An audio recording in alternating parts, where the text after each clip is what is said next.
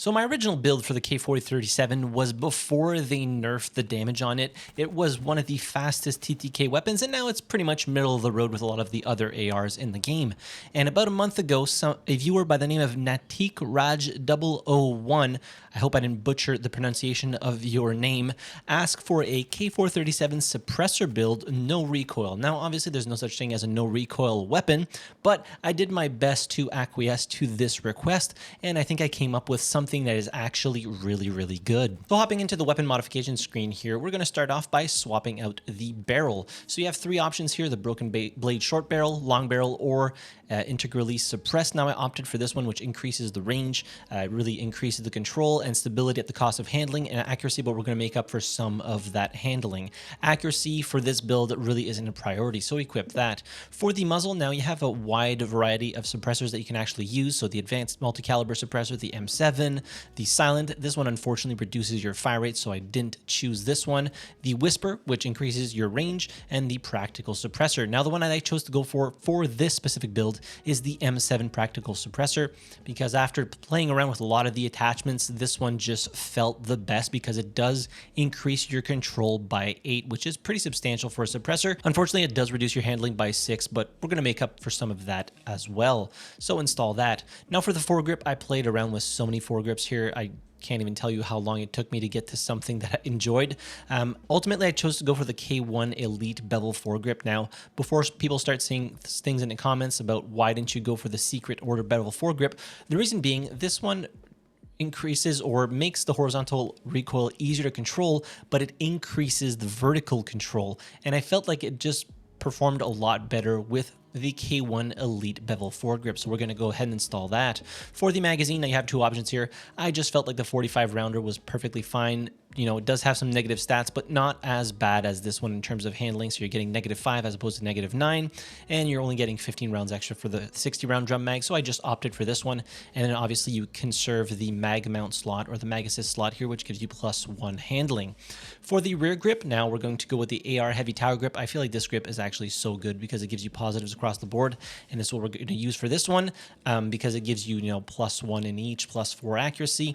And then for the grip mount, I went with the balance grip base to get +1 across the board again, and another +4 accuracy.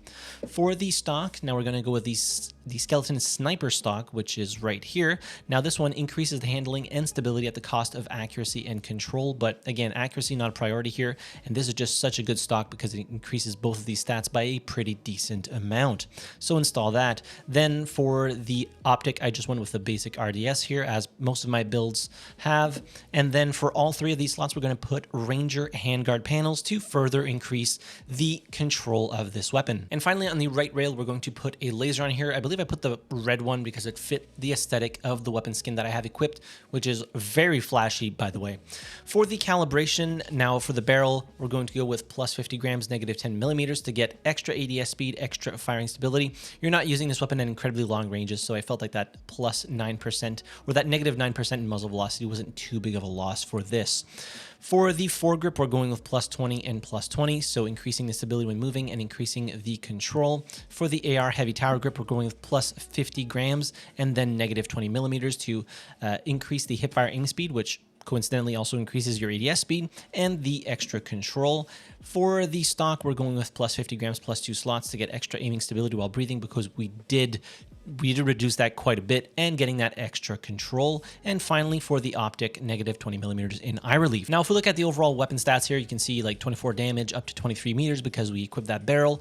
Control, we increased it quite a bit. So if we look at here, increase it by 24, and you can see that it still slightly bends to the right and then to the left, but overall I think it is pretty accurate and pretty easy to control for a weapon that shoots as fast as it does at, I think it's 780 RPM if I'm not mistaken. For the handling, unfortunately this did take a hit, so we're at 405, but keeping into account that we do have the laser on here that increases the ADS time by 50 milliseconds when you have it on, which is pretty much the whole reason why I did equip that. For the stability, we increased it by +12, so you are getting some nice recoil recoil reduction when you're holding your breath. And unfortunately, stability doesn't affect hit flinch multiplier anymore. It used to.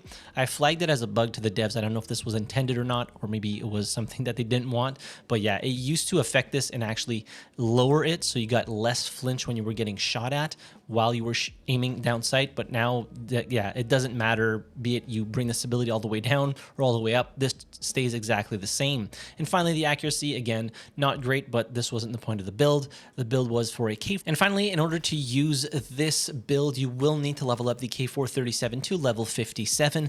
And I don't remember how you actually unlock it because I grinded in operations in order to find one in a weapon case before they actually made a mission available in Delta Force Warfare to unlock it without needing to go and grind those weapon cases and be lucky enough to find one and then not get mowed down by an enemy team and extract with it. But yeah, the K437 still is a very, very good weapon. I was having an absolute blast with this.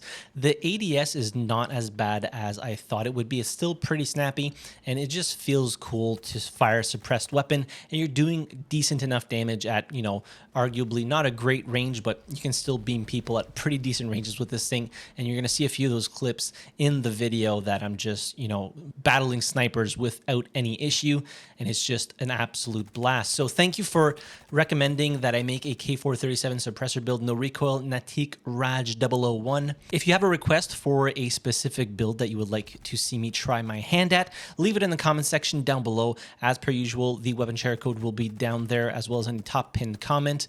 And now I'll leave you with a few highlight clips of me using this specific build. In any case, hit like button if you enjoyed the video, subscribe to the channel if you haven't already, and as always, thank you very much for watching. I really appreciate it, and I'll see you guys in the next video. Have a good one.